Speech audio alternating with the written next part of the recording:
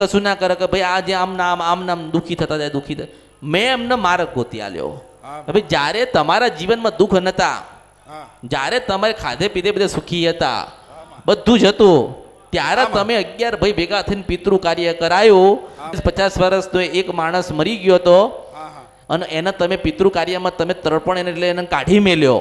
એને બેહવું હતું, એને તમે કાઢી મેલ્યો. હવે એને કાઢી મેલ્યો એટલે એ નારાજ થયો.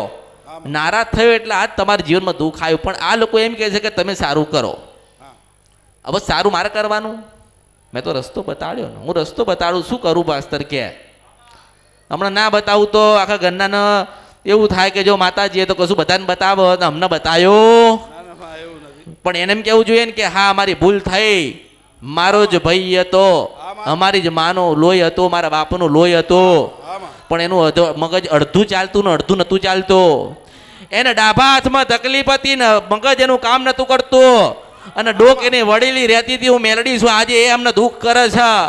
આજે એની બાજુમાં ઉભો રોવે છે, ઘનશ્યામ રોવે છે, મને ઓળખો ને તો જ ઓળખાય. અને મને કે તમે દુઃખ મટાડો, મને એમ કે મન કે દુઃખ મટાડો. એવું નક્કી કરે કે ભાઈ તું રાજી થા, અમે પાપી છીએ. અમે એ ભોળો માણસ હતો, એ તો ભોળો હતો, એ તો ભોળો હતો. એ કોઈ દાડો તમને કહેતો હતો કે મને નવા કપડાં લઈ આલ? ભોળો કહેવાય ને, ભોળો હતો. ભગવાને એને બુદ્ધિ સદબુદ્ધિ ઓછી આપી, પણ મનનો ભોળો હતો. પણ એનો જેટલું જીવવાનું લખ્યું હતું એટલું જીવ્યો, અને પછી તમારી સાથે જ છે. એ ભગવાનના ઘેર ગયો ભગવાનના ઘેર નહીં ગયો, તમારી સાથે છે. તમે દિલથી અપનાવો કે મારા ભાઈ તું અમારી જોડે છો, મારા ભાઈ મારા દીકરા અમે તને હાચવીશું, તાર ક્યાંય ફરવાની જરૂર નથી. આજે તો રોતો હોય ને મારું કોઈ નથી, મને 5 વખત મને કાઢી મેલ્યો, મને 5 વખત તમે ધક્કો માર્યો. એ બિચારો રોતો હોય ને શું કરું માસ્તર, હું મજબૂર છું. અમુક વસ્તુ હું મજબૂર થાઉં છું, હું કરું છું. મને કે શું કહું એને?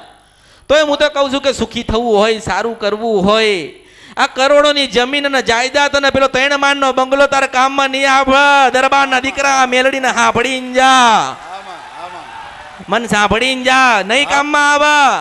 પણ તારા ભાઈને યાદ કરજે, 2 અગરબત્તી કરજે, પાણીયારે દીવો આલજે, અને બધા નમજો ને એટલું કહેજો કે આ તન દીવો આલ્યો ને તું રાજી રહેજે. તું અમારા અમે તારા છીએ. અરે ભલે તારા દુઃખ હાલવું તો દુઃખ હાલ્યું, પણ હવે સુખ હાલજે. તારા જીવનમાં તારા પરિવારમાં તારા દીકરામાં પરિવર્તન આવવા મંડન તો માનજે કે કળિયુગમાં રાજા એક ફક્ત મેલડી બોલતી હતી. એક આ મેલડી હતી, એ દુઃખ પકડીને દુઃખ લોકોના ગાય છે. એક મેલડી હતી કે આવું કહેતી હતી કે આટલા વર્ષ પહેલા પિતૃ કાર્ય કરાવ્યું એટલે બેટા દુઃખી છો.